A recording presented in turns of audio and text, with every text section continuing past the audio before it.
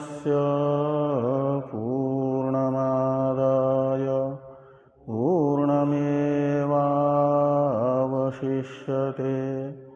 ॐ शान्ति शान्ति शान्तिः।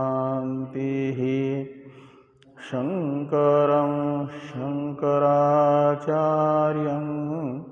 केशवं बादरायणं सूत्रभाष्य कृतौ वन्दे भगवन्तौ पुनः पुनः। ईश्वरो गुरुरात्मेति मूर्तिभेदविभागिने व्योमवद्व्याप्तदेहाय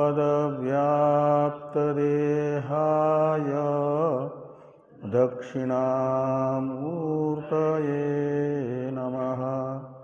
ॐ शान्ति शान्ति शान्तिः।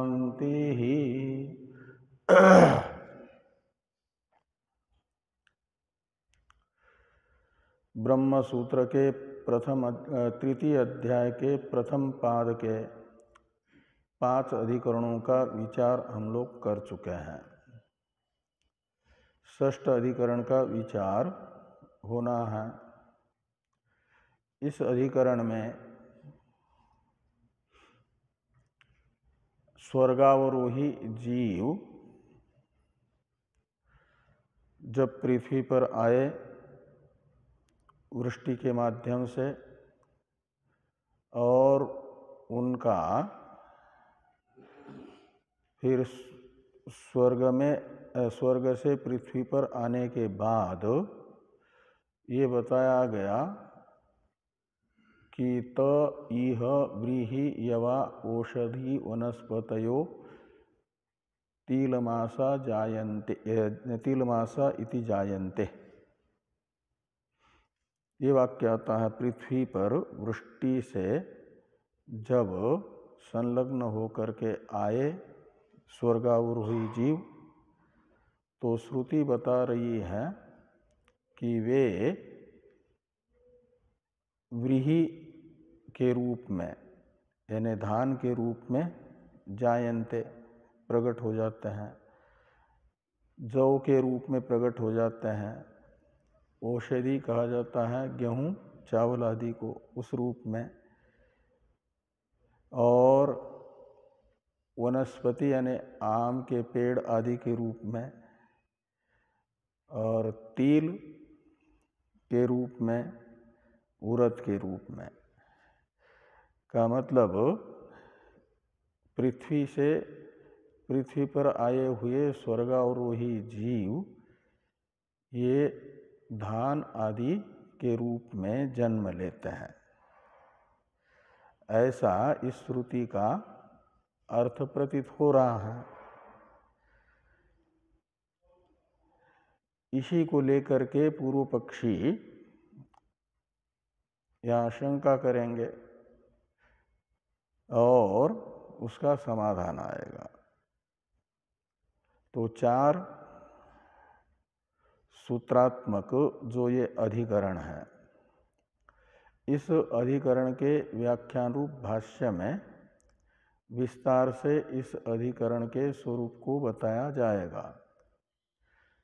पहले भाष्य में विस्तृत रूप से बताए गए इस अधिकरण के संक्षिप्त स्वरूप को बताने के लिए भारती तीर्थ जी महाराज ने जो वैयासिक न्यायमाला नामक ग्रंथ में 2 श्लोक लिखे हुए हैं, यहाँ छपे हुए भी हैं सूत्र के नीचे,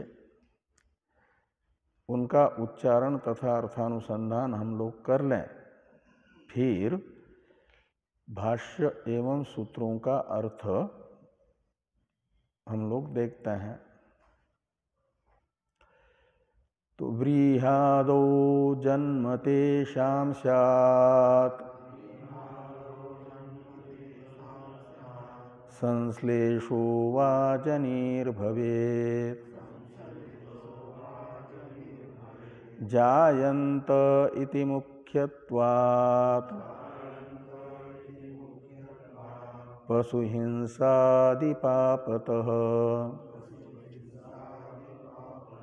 वैधान्न पापसंश्लेष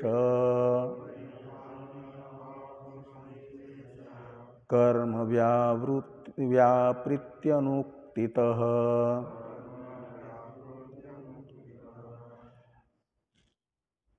स्वविप्रादो मुख्यजनौ चरणव्यापृतिश्रुताः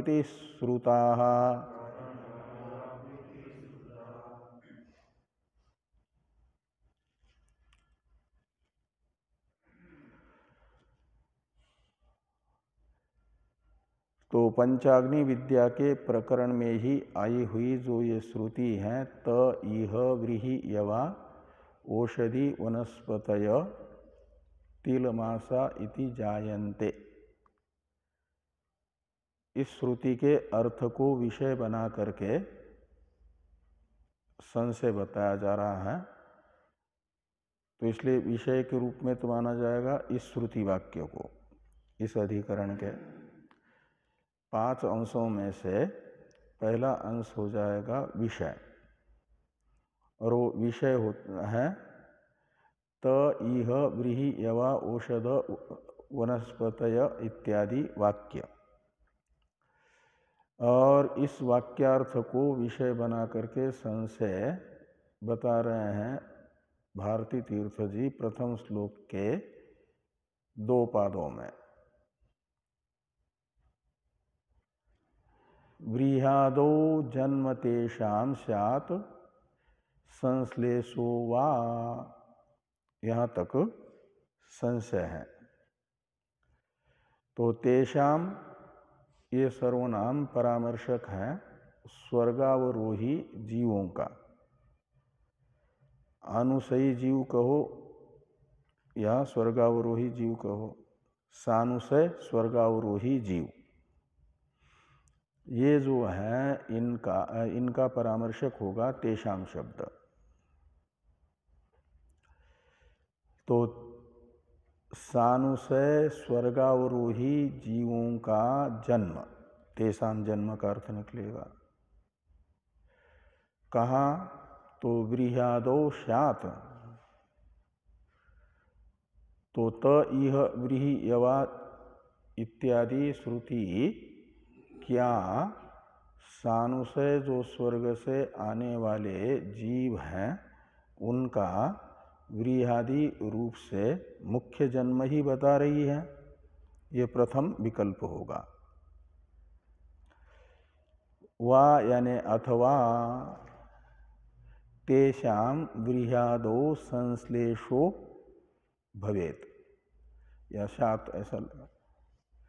तो केवल उनका व्रीहादि के साथ संश्लेष मात्र होगा,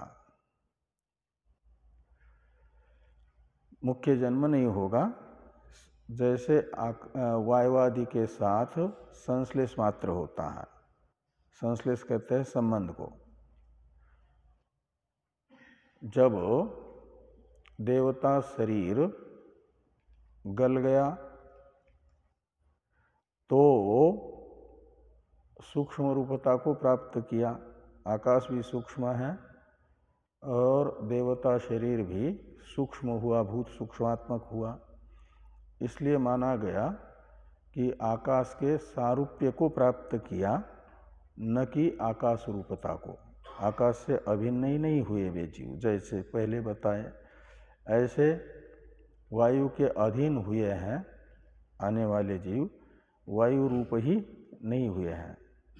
तो पूर्व में जैसे बताया गया है संश्लेष, ऐसा ये सानुसय स्वर्ग से पृथ्वी पर लौटने वाले जीवों का व्रीहादि में संश्लेष मात्र होगा।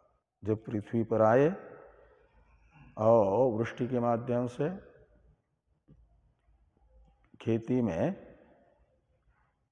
पड़ी हुई जो वृष्टि, उस वृष्टि के माध्यम से खेत में बोए हुए जो फसल है व्रीहि यवादि, उनसे उनका केवल संश्लेष मात्र होगा, संबंध मात्र होगा। ये द्वितीय विकल्प होगा। तो पूर्व पक्षी प्रथम विकल्प को स्वीकार करते हैं कि जनी भवेत, जनीर भवेत, ये भवे में तकार छूट गया, उसमें छपा है क्या पूरा? इसमें भवे ऐसा लगा हुआ है ना, हाँ, तो आधा तकार होना चाहिए। भवेत विधिलिंग का रूप है, जैसे स्यात् ऐसे भवेत। तो जनीर भवेत, जनीर भवेत का अर्थ निकलेगा मुख्य ही जन्म होगा। व्रीहादि में सानुसय स्वर्गावरोही जीवों का मुख्य जन्म होगा व्रीहादि रूप से। का मतलब वही जो खेत में बोया हुआ धान है, उस धान के शरीर के, धान रूपी जो धान का एक पौधा है न, उस पौधे के रूप में वही प्रकट होंगे। वो भी एक योनि है, जैसे मनुष्य योनि है, इसमें सुख दुख होते हैं, ऐसे स्थावर योनि कही जाती है ना, पेड़ पौधे, उन पेड़ पौधों के रूप में उनका वास्तविक ही जन्म होगा। स्वर्ग से आए पृथ्वी पर खेत में उनका संबंध हुआ बीज के साथ, तो फिर उस व्रीहि के शरीर के रूप में, जौ के शरीर के रूप में, मिर्ची बोई है तो मिर्ची के शरीर के रूप में, जो फसल बो रहा है किसान, उस फसल से जिस फसल से जिसका संबंध होगा उस शरीर के रूप में उनका जन्म होगा। शरीर का जन्म ही माना जाता है जीव का जन्म, बिना शरीर के तो जन्म क्या होगा। और ये शरीर माना जाता है व्रीहि यवादि को भी। ये कौन कह रहे हैं? पूर्व पक्षी। अपनी प्रतिज्ञा का निश्चय हेतु बताते हैं कि जायंत इति मुख्यत्वात्। तो जायन्ते ये जो श्रुति है ये मुख्यार्थक है। मुख्यार्थक का मतलब शक्ति संबंध से जनि प्रादुर्भावे धातु का जो अर्थ प्रतीत हो रहा है वही अर्थ लिया जाएगा शक्यार्थ। और जायन्ते का शक्यार्थ होता है जन्म लेते हैं। किस रूप में? तो व्रीहि यवादि के रूप में। तो जायन्ते इति मुख्यत्वात्, तो जायन्ते इस श्रुति का मुख्यार्थ व्रीहादि रूप से जन्म यहाँ पर घटित होता है। तो मुख्यार्थ लेकर के वाक्यार्थ यदि उत्पन्न हो रहा हो तो लक्षणा नहीं की जाती ना। ये पूर्व पक्षी का अभिप्राय है। यदि कोई ये कहे पूर्व पक्षी से कि स्वर्ग से अवरोहण करने वाले जो जीव हैं उनके पास पाप कर्म तो है नहीं, और पाप का फलोपभोग करने के लिए स्थावर योनि की प्राप्ति होती है, तो व्रीहि यवादि स्थावर शरीर के रूप में इनका जन्म कैसे होगा? निमित्त क्या अभाव होने के कारण, निमित्त न होने से, कारणाभावात् ऐसा कहा जाएगा। ये यदि शंका पूर्व पक्षी के प्रति सिद्धांति के विद्यार्थी करते हैं तो पूर्व पक्षी इसका उत्तर दे रहे हैं कि पशु हिंसादि पापतः, इष्टादि कर्म का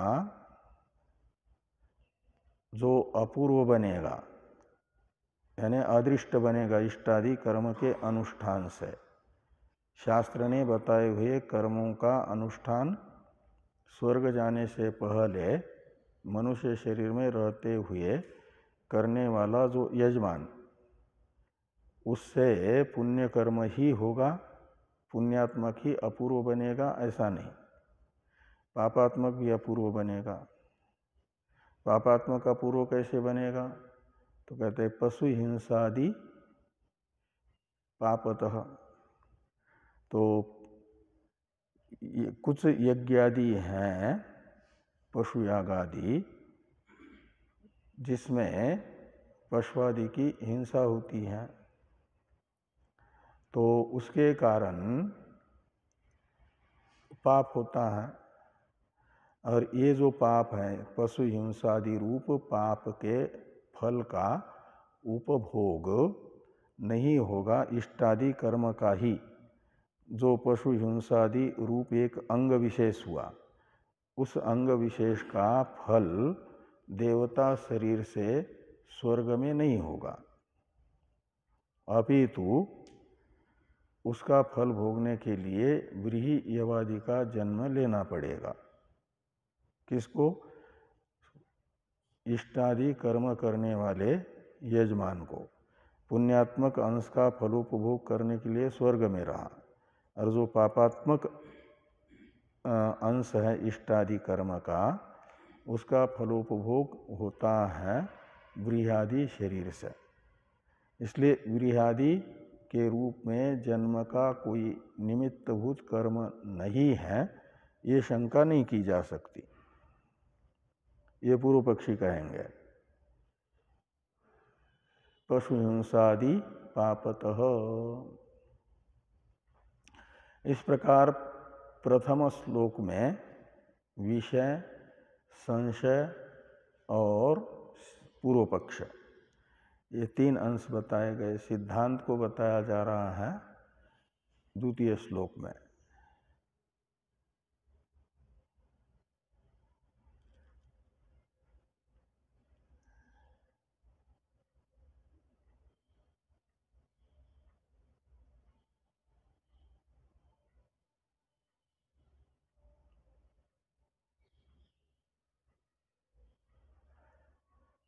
तो व्रीहि यवादि के रूप से जन्म अनुसयी जीवों का होने में जो पूर्व पक्षी ने हेतु बताया था, पशु हिंसादि पाप, ये हेतु बताया था ना। इसलिए क्या किया जाएगा? मुख्य ही जन्म माना जाएगा। ये पूर्व पक्षी का जो कथन था उसमें ये कथन उपपन्न हो सकता है तब जब यज्ञ में होने वाली पशु हिंसा अहिंसादि को माना जाएगा अधर्म। यदि वो अधर्म से पाप होता है ना, अधर्म का अदृष्ट स्वरूप है, अपूर्व स्वरूप है पाप, धर्म का अपूर्व स्वरूप है पुण्य। तो पुण्य पाप का स्थूल रूप माना गया धर्म अधर्म को। धर्म है पुण्य का स्थूल स्वरूप और धर्म का सूक्ष्म स्वरूप है पुण्य। पाप का स्थूल रूप है हिंसादि और सूक्ष्म रूप है पाप। तो इस प्रकार ये धर्म क्या है और अधर्म क्या है, इसका निर्णय तो प्रत्यक्षादि लौकिक प्रमाणों से नहीं होता। इसलिए अपने यहाँ दो को माना जाता है शास्त्रैक गम्य। वो दो कौन है? एक तो कर्म और दूसरा ब्रह्म। कर्म का स्वरूप प्रत्यक्षादि लौकिक प्रमाणों से निश्चित नहीं होता, इसलिए वेद के पास जाना होता है। वेद को प्रमाण माना गया कर्म स्वरूप का निर्धारण करने के लिए। कर्मकांडात्मक वेद का प्रतिपाद्य विषय ही धर्माधर्म है, वो स्वतंत्र प्रमाण है। जैसे रूप ज्ञान के लिए स्वतंत्र प्रमाण है कौन? चक्षु। चक्षु के बिना रूप का ज्ञान नहीं होता। ऐसे धर्माधर्म का वास्तविक स्वरूप समझ में नहीं आता कि क्या धर्म है क्या अधर्म है। ये समझ में नहीं आएगा बिना शास्त्र के, क्योंकि शास्त्र एक गम्य है धर्माधर्म। तो हिंसा यदि पाप होता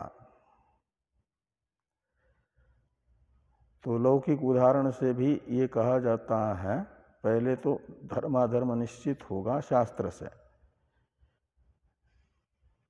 तो पशु हिंसा और शास्त्र से धर्म किसको कहा जाएगा और अधर्म किसको कहा जाएगा? जो जो शास्त्र विहित है उसे माना जाता है धर्म।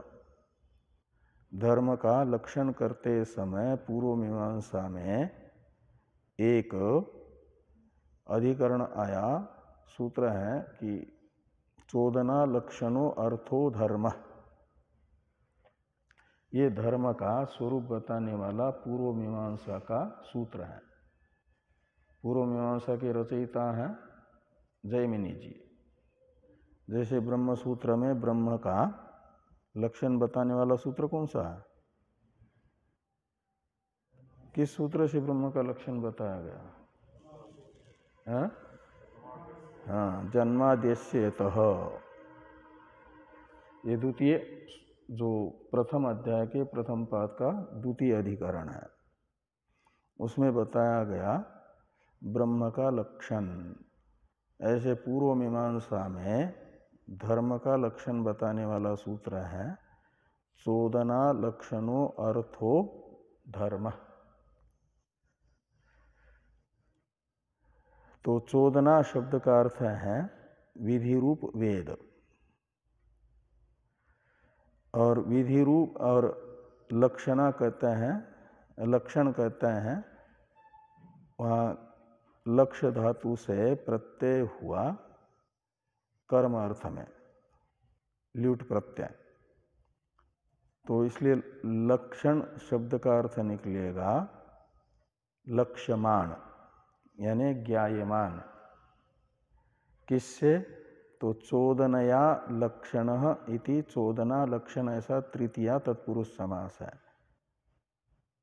तो चोदना से यानी वेद के जो 5 प्रकार हैं, वेद के 5 प्रकार हैं विधि निषेध धर्म, विधि निषेध मंत्र और नामधेय समाख्य, दूसरा कौन सा है?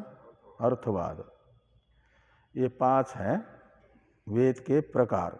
जितने वाक्य वेद में आए हैं वो या तो विधि रूप होगा, या तो निषेध रूप होगा वाक्य, या तो अर्थवाद होगा, या तो नामधेय रूप होगा, या तो अर्थवाद होगा।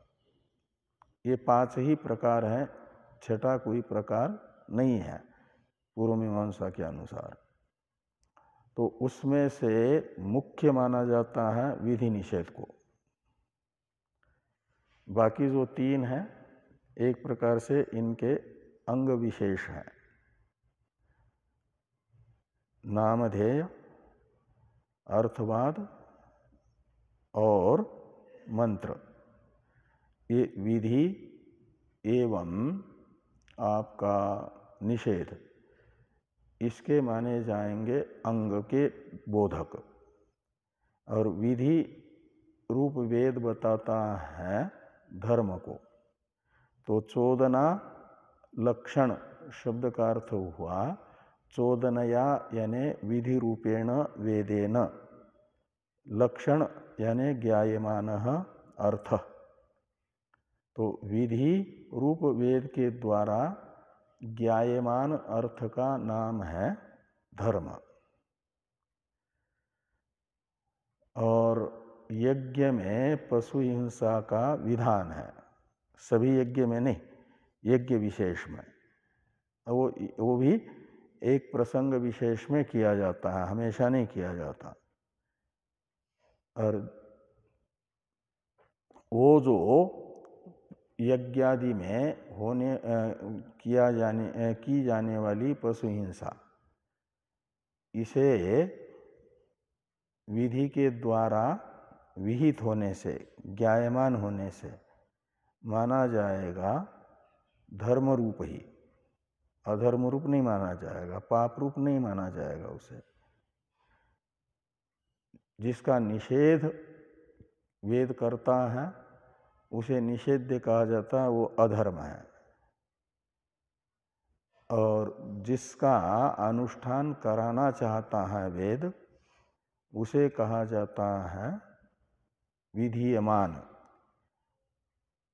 तो जो वेद के द्वारा विधीयमान अर्थ है उसे धर्म कहा जाएगा।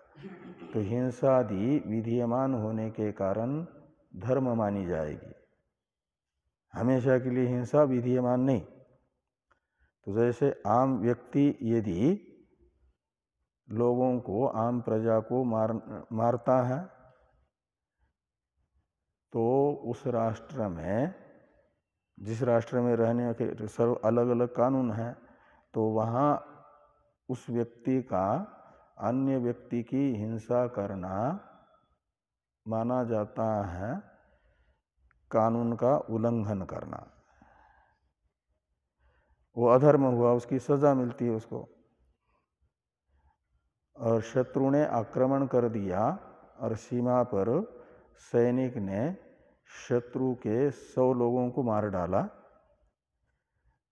तो उसे दंडित किया जाएगा कि नहीं किया जाएगा? उसको दंडित नहीं करते, उसे तो किया जाता है सम्मानित। उसको तो परमवीर चक्र दिया जाएगा। जीवित है तो जीवित अवस्था में और उसका यदि वो शहीद हुआ सामने वाले को मारते मारते शत्रु को, तो मरणोपरांत भी परमवीर चक्र दिया जाएगा, यानी सम्मान किया जाएगा। सम्मान से तो सुख होता है ना, और सुख ये धर्म का फल है। का मतलब राष्ट्र की रक्षा के लिए की गई जो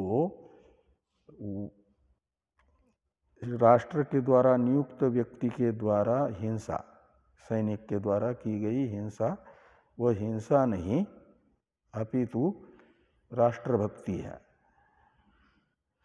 ऐसे ही यहाँ पर कहा जा रहा है वैधात न पाप संश्लेष। संश्लेष में लकार पर एकार की मात्रा नहीं छपी है, होनी चाहिए कि न पाप संश्लेष। कहते हैं जो स्वर्ग में जाने से पहले वेद विहित कर्म में किसी कर्म विशेष के अंग के रूप में वेद के द्वारा विहित जो हिंसा है, उस हिंसा को पाप नहीं कहा जाएगा। इसलिए पाप संश्लेष न। उस वैध पशु हिंसा से पाप यजमान को नहीं लगेगा, जिसका फलोपभोग करने के लिए व्रीहादि का जन्म पूर्व पक्षी मान रहे हैं। पहले उसे पाप सिद्ध करना पड़ेगा ना पशु हिंसा को, लेकिन कहते हैं पशु हिंसा पाप रूप ही नहीं है, इसलिए उसका पाप के साथ संश्लेष नहीं होगा। इसका अर्थ स्वर्ग से आने वाले किसी भी जीव में कोई पाप नहीं होता, ऐसा नहीं है।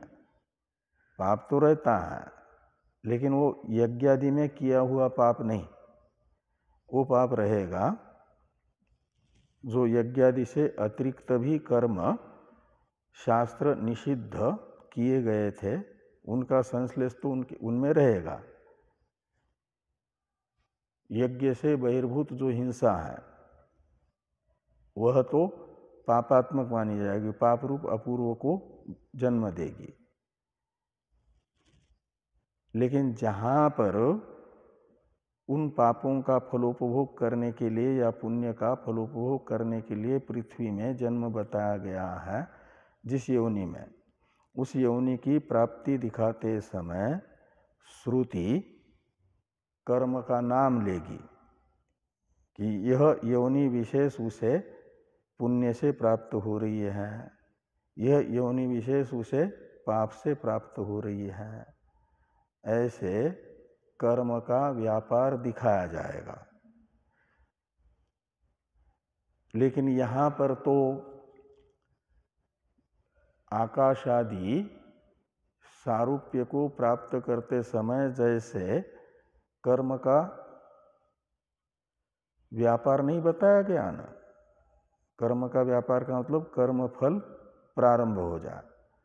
तो आकाश आदि का सारूप्य जब प्राप्त किया उस समय स्वर्गावरोही जीव को कोई सुख दुख नहीं होता है ना। वर्षा से संश्लेष होने तक कोई सुख दुख नहीं बताया गया। ऐसे व्रीहि यवादि का जन्म लेते समय ये नहीं बताया गया कि स्वर्ग से आने वाले जीव यहाँ व्रीहि यवादि रूप से प्रकट हो रहे हैं अपने पाप कर्म का फलोपभोग करने के लिए। कौन से ऐसा यहाँ इस वाक्य में, इस अधिकरण का विषयभूत जो वाक्य दिखाया ना, त इह व्रीहि यवा ओषधि वनस्पतय स्थिलमासा इति जायन्ते, इसमें जायन्ते शब्द का प्रयोग तो हुआ, किंतु पुण्य कर्म का फल भोगने के लिए उत्पन्न हो रहे हैं या पाप कर्म का फलोपभोग करने के लिए व्रीहि यवादि रूप से जन्म ले रहे हैं, इसकी चर्चा यहाँ नहीं है इस वाक्य में। ये यहाँ पर कहते हैं कि कर्म व्यापृति अनुक्तितः, कहते हैं कर्म की व्यापृति यानी व्यापार। व्यापृति शब्द का अर्थ है व्यापार, और व्यापार का अर्थ है कर्म का व्यापार माना जाएगा कर्म अपना फलोपभोग कराना प्रारंभ कर दें तो माना जाता है कर्म की व्यापृति बताई गई। लेकिन यहाँ पर व्रीहि यवादि से व्रीहि यवादि रूप से जन्म लेते समय नहीं बताया गया कि ये पाप कर्म का फल भोगने के लिए जन्म ले रहे हैं। ऐसा कर्म व्यापार का कथन न होने से व्रीहि यवादि के साथ संश्लेष मात्र माना जाएगा। किनका? आपके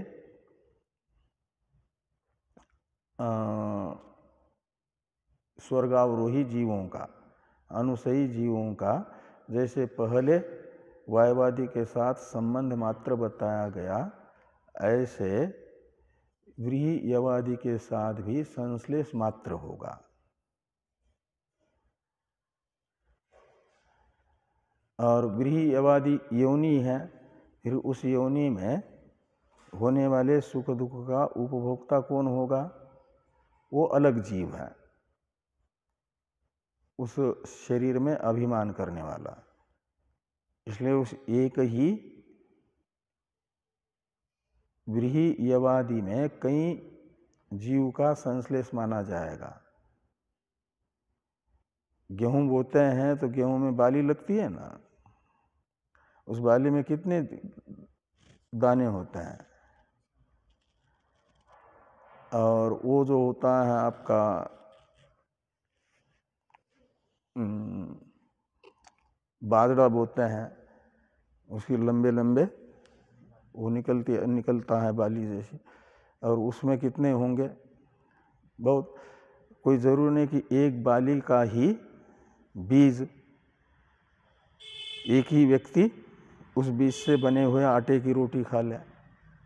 वो तो एक एकड़ बाजरा बोया हुआ है, उसमें सब बाली निकाल दिया जाएगा किसान के द्वारा, तो फिर वो बीज तो सब ये मिल जाएगा ना आपस में, तो किसी को किसी में, किसी को किसी का चला जाएगा।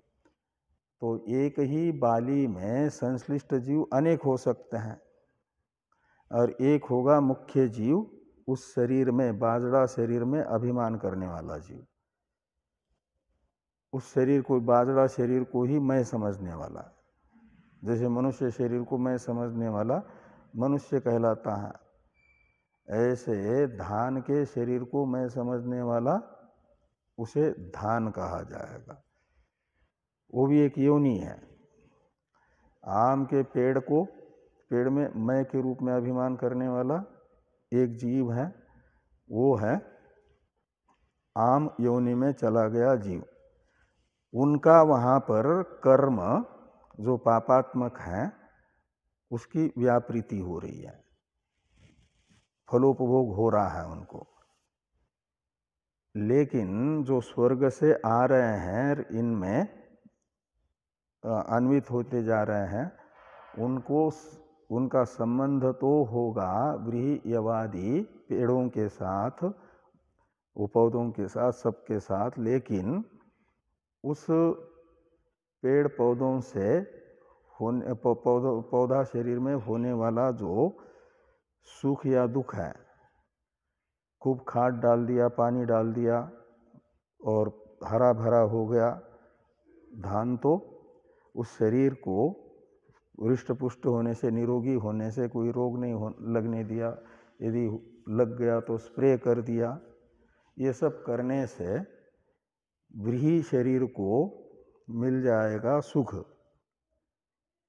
और वो जो सुख है वो किसको, व्रीहि शरीर को होने वाला जो सुख है उसकी अनुभूति होगी व्रीहि शरीर में मैं के रूप में अनुभव करने वाले जीव को, व्रीहि शरीर में रहने वाला, अभिमान करके, तादात्म्य करके जो जीव है उसको। और बाकी जो दूसरे जीव व्रीहि शरीर से संश्लिष्ट हुए हैं उनको न तो सुख होगा न दुख होगा।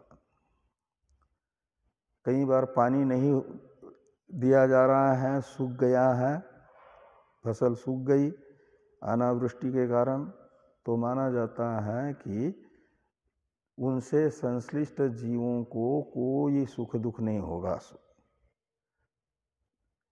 केवल एक जीव को होगा जो उसमें अभिमान कर रहा है।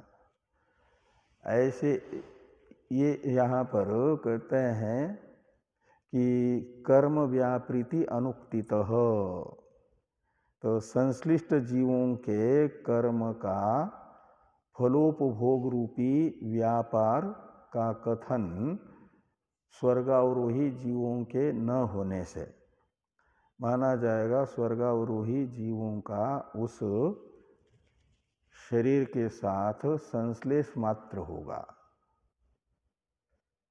स्वविप्रादो मुख्य जनों, और जब पुण्य का फलोपभोग करने के लिए विप्रादि का शरीर मिलता है, मानव शरीर मिलता है, तो वहाँ पर कर्म का व्यापार कथन है। अथ य इह रमणीय चरणा, ऐसा लिखा है ना। तो जो रमणीय चरण है वे त्रैवर्णिक बन जाते हैं, और जो कपूय चरण है वे बताया गया कि स्वादि योनि में चले जाते हैं। तो ये कह रहे हैं कि स्वविप्रादो मुख्य जनों, तो स्वर्गावरोही जीवों का जिन स्व यानी कुत्ता आदि योनि में जन्म होना है, वहाँ पर मुख्य जन्म जो होना है वहाँ चरण व्यापृति श्रुता। तो चरण का मतलब कर्म, और वो कर्म दो प्रकार का, रमणीय चरण, कपूय चरण, पाप पुण्य कर्म, पाप कर्म। तो इसलिए सामान्य चरण शब्द के से दोनों प्रकार का कर्म लेना। जब पुण्यात्मक कर्म का व्यापार जिसके कहा गया है, जो स्वर्ग से आते समय मनुष्य शरीर से भोगे जाने वाले पुण्य कर्मों का ही प्रारब्ध के रूप में उद्बोधन करके आया हुआ है साथ में लेकर के, तो उसके पुण्य कर्म का उसे फलोपभोग होगा। वहाँ पर बताया गया विप्रादि का जन्म, और कपूय चरण का व्यापार होगा तो दुख वहाँ पर भोगना है, और दुख योनि है स्वादि योनि। तो स्वविप्रादो मुख्य जनो चरण व्यापृति श्रुता, ये चरण व्यापृति बताई गई का मतलब व्यापार बताया गया, अर्थात कर्म फलोपभोग वहाँ हो रहा है। और बीच में व्रीहियवादी शरीरों के साथ संश्लेष मात्र होगा, उनको कोई उन शरीरों में होने वाला कर्म का फलरूप सुख दुख का अनुभव नहीं होगा, क्योंकि उनके कर्म का व्यापार अभी प्रारंभ नहीं हुआ है। ये सिद्धांत इस अधिकरण में बताया जाएगा। इस प्रकार ये हैं 2 श्लोकों के द्वारा बताया गया इस अधिकरण का संक्षिप्त स्वरूप। अब भाष्यकार भगवान इस अधिकरण के विषय, संशय तथा पूर्व पक्ष को प्रथम बताते हैं, फिर सूत्र से भगवान व्यास जी सिद्धांत बताएंगे। तो भाष्य को देखिए, तस्मिन् एव अवरोहे प्रवर्षनानंतरम पठ्यते। तो तस्मिन् एव अवरोहे यानी स्वर्ग, तस्मिन् अवरोह का अर्थ निकलेगा स्वर्ग से अवरोहन बताया जा रहा है। पूर्व अधिकरण में भी बताया गया ना, आकाश आदि की स्वरूपता को वो प्राप्त करते हैं और उनमें आकाश आदि सारूप्य से उत्तर वायवादी सारूप्य प्राप्त करने में कोई विलंब भी नहीं लगता। ये भी बताया गया पंचम अधिकरण में। चतुर्थ अधिकरण में बताया गया था आकाश आदि का सारूप्य, पंचम अधिकरण में बताया गया था वो फिर उत्तर सारूप्य को प्राप्त करने में पूर्व आकाश आदि भाव से वो जल्दी ही निकल आते हैं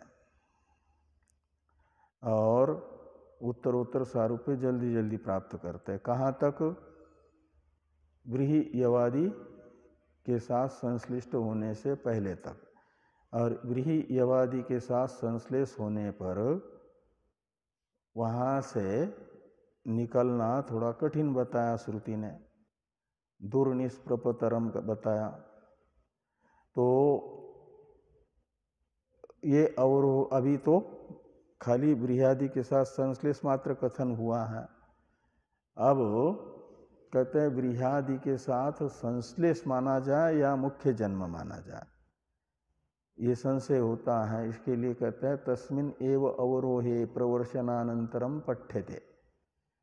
तो स्वर्गावरोही जीवों के अवरोह प्रकार को बताते समय प्रवर्षन से उनका संबंध बताया गया। प्रवर्षन यानी वृष्टि, तो वृष्टि से संबंध कथन के बाद ये वाक्य आता है कि त इह व्रीहियवा ओषधि वनस्पतय तिलमासा इति जायन्ते इति। ये वाक्य आया कि त यानी ते, ये प्रथमा का बहुवचन है ना, और ते ये सर्वनाम परामर्शक है किसका? स्वर्गावरोही जीवों का। इसलिए ते यानी स्वर्गावरोही न जीवा, स्वर्ग से अवरोहन करने वाले जीव। इह यानी अस्मिन लोके, अस्मिन लोक है ये पृथ्वी लोक। तो इस पृथ्वी में आकर के क्या करते हैं? तो व्रीहियवा इति जायन्ते, और ओषधि वनस्पतय इति जायन्ते, तिलमासा इति जायन्ते, ऐसा अन्वय करना।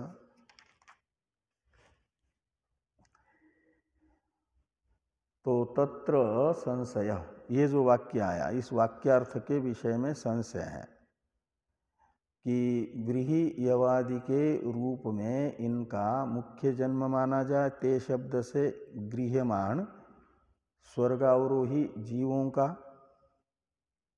मुख्य ही जन्म माना जाए, या पूर्व के तरह संश्लेष मात्र माना जाए।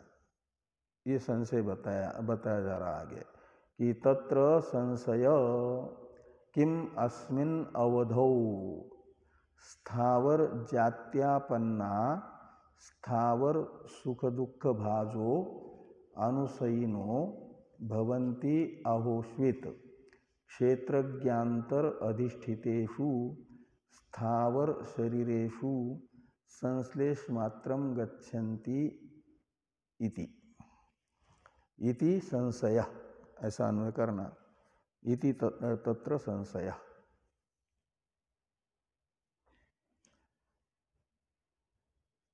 तो अस्मिन अवधौ, तो इस अवधि में का मतलब वृष्टि से संबंध छूट गया, व्रीहि के साथ अब संबंध होना है। तो व्रीहि के रूप में जन्म ही माना जाए का मतलब व्रीहि के साथ उन अनुसयी जीवों का तादात्म्य अभिमान मान लिया जाए। मुख्य ही जन्म मानना ये हुआ कि उनका तादात्म्य उसमें होगा। तो किम अस्मिन अवधो स्थावर जात्यापन्ना, स्थावर जाति है व्रीहि जाति, जन्म, जाति का अर्थ है जन्म। तो स्थावर जन्म आपन्ना यानी प्राप्ता, तो व्रीहि का जन्म प्राप्त करके स्थावर सुख दुख भाजो अनुसयिनो भवन्ति, तो अनुसयन यानी स्वर्गावरोहिना, तो स्वर्गावरोही जीव क्या उस स्थावर योनि में होने वाले सुख दुख के अधिकारी होते हैं। भवन्ति आहोस्वित यानी अथवा क्षेत्रज्ञान्तर अधिष्ठितेषु स्थावर शरीरेषु संश्लेष मात्रम गच्छन्ति, या ये मान लिया जाए कि क्षेत्रज्ञान्तर अधिष्ठित, इसमें क्षेत्रज्ञ शब्द का अर्थ है जीव, तो क्षेत्रज्ञान्तर का अर्थ निकलेगा जीवांतर। क्षेत्रज्ञ शब्द से तो लीजिए ये जो स्वर्गावरोही जीव, ये भी जीव है, और कुछ जीव हैं सीधे यहीं से तृतीय मार्ग के अनुसार व्रीहि भावापन्न हो रहे हैं। वे जीव स्वर्गावरोही जीवों से अतिरिक्त जीव, जिनका व्रीहि के रूप में मुख्य जन्म हुआ है, उन्हें क्षेत्रज्ञान्तर शब्द से लिया जाएगा। स्वर्गावरोही जीव से भिन्न जीव और उन भिन्न जीव से अधिष्ठित जो व्रीहि स्थावर शरीर हैं, उनसे अधिष्ठित है का मतलब उन्होंने उन व्रीहि शरीरों में अहम अभिमान कर लिया। ऐसे जीव तो उनका संश्लेष मात्रम गच्छन्ति, तो उन जीवों उन शरीरों में अन्य जीवों के द्वारा अधिष्ठित शरीरों में अनुसयी जीवों का संश्लेष मात्र होता है। अनुसयी जीव केवल संश्लेष को प्राप्त करते हैं, संबंध को प्राप्त करते हैं। ये द्वितीय विकल्प होगा। तो पूर्व पक्ष का अवतरण वाक्य है कि किम तावत प्राप्तम, का ये संशय हुआ तो संशय में रहना तो उचित नहीं है, तो क्या प्राप्त हुआ फिर? क्या मतलब मुख्य जन्म ही इनका माना जा, या व्रीहि शरीर के साथ वायुवादि के साथ जैसा संश्लेष हुआ ऐसा संश्लेष मात्र माना जाए? इन दो में से क्या लिया जाए? तो पूर्व पक्षी अपना निश्चय बताते हैं स्थावर जात्यापन्नाः तत्सुख दुख भाजो अनुसयिनो भवन्ति इति। तो स्थावर जात्यापन्ना का मतलब स्थावर जन्म को ही, मुख्य जन्म ही उनका उस योनि में होता है। स्थावर जात्यापन्ना का अर्थ है मुख्य जन्म हुआ, प्रथम विकल्प।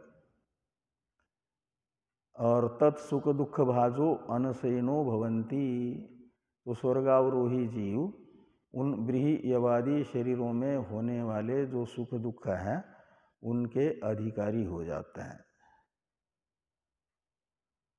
उनका वास्तविक ही जन्म ब्रीहियवादी रूप से हुआ, ऐसा पूर्व पक्षी कह रहे हैं।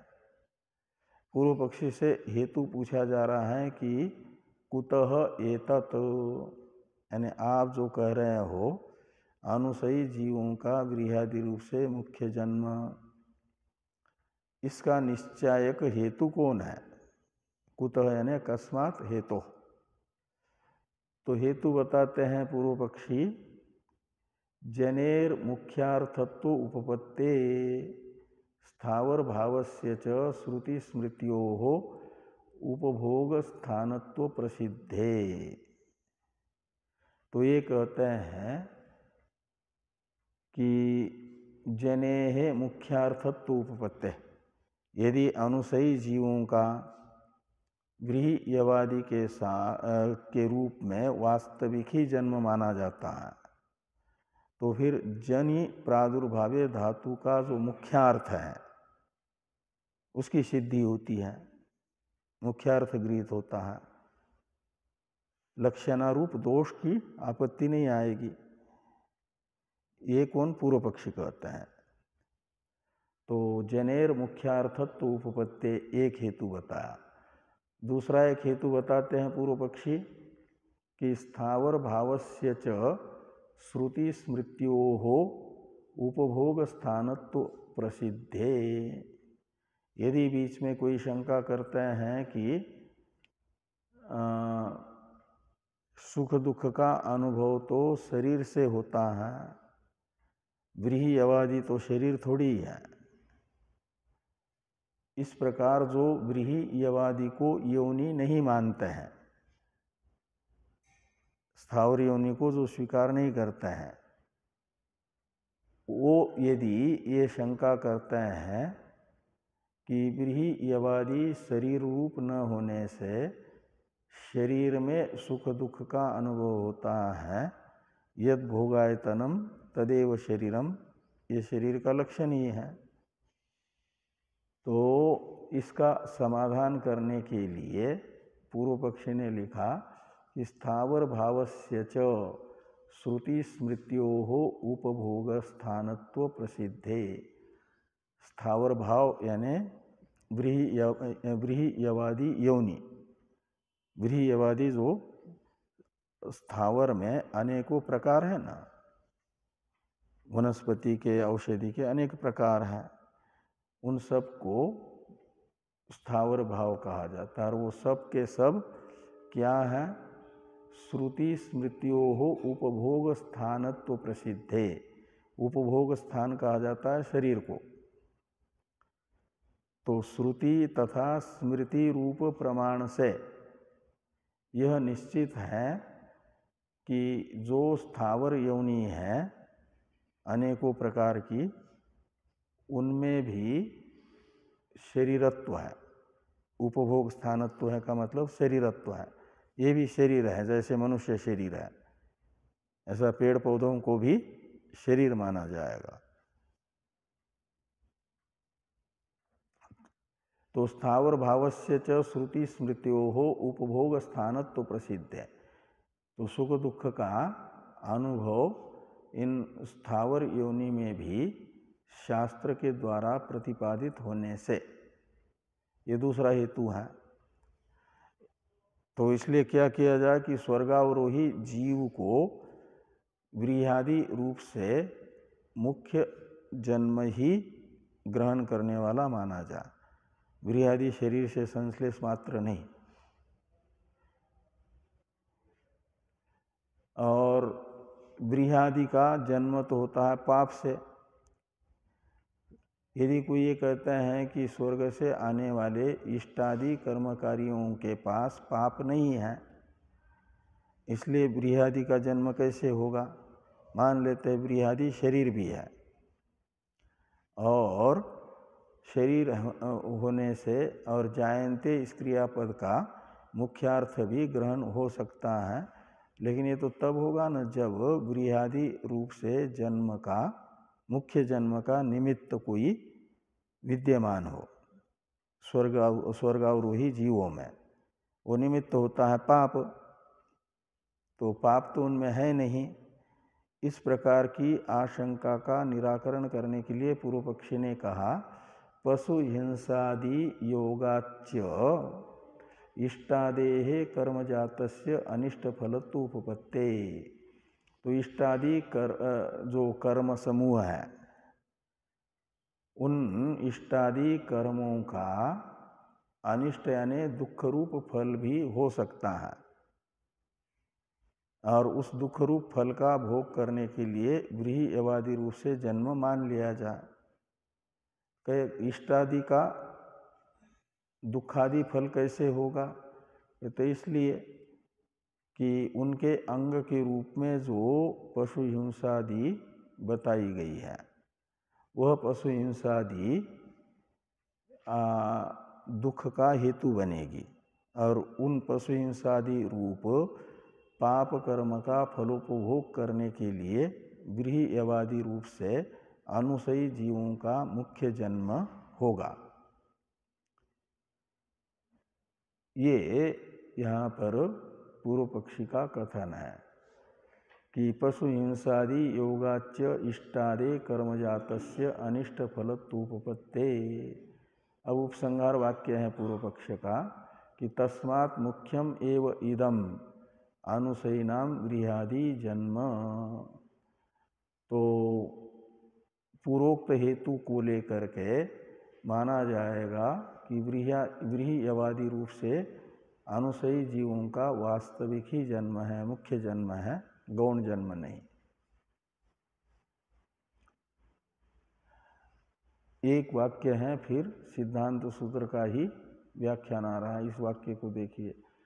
स्वादि जन्मवत। पूर्व पक्षी कह रहे हैं जैसे श्रुति स्वर्गारोही जीवों का स्वादि जन्म बता रही है, कुत्ता आदि योनि में जन्म बता रही है, तो यथा स्वयोनिम वा सुकर योनिम वा चंडाल योनिम वा इति मुख्यम एव अनुसयिनाम स्वादि जन्म तत्सुख दुखान्वितम भवति। तो स्वादि शरीरों में होने वाले सुख दुख से अन्वित स्वादि के रूप में मुख्य ही जन्म स्वर्गारोही जीवों का आगे बताया जाएगा। ऐसे ही व्रीहि रूप से भी जन्म हो सकता है मुख्य ही। ये एवं व्रीहादि जन्मापि इति, व्रीहादि का भी जन्म मुख्य ही माना जाए। इति शब्द है पूर्व पक्ष के समाप्ति का द्योतक। एवं प्राप्ते ब्रूमः इत्यादि से सिद्धांत को बताने वाले सूत्र का अवतरण लिखा है। इसकी चर्चा हम लोग करते हैं कल। ओम पूर्णमदः पूर्णमिदं पूर्णात् पूर्णमुदच्यते पूर्णस्य पूर्णमादाय पूर्णमेवावशिष्यते। ओम शांति शांति शांति। शंकरं केशवं बादरायणं सूत्रभाष्य भगवन्तो पुनः पुनः ईश्वरो गुरुरात्मेति मूर्तिभेद विभागिने व्योमवद्व्याप्तदेहाय दक्षिणामूर्तये नमः। ओम शांति। शांति शांति शांति।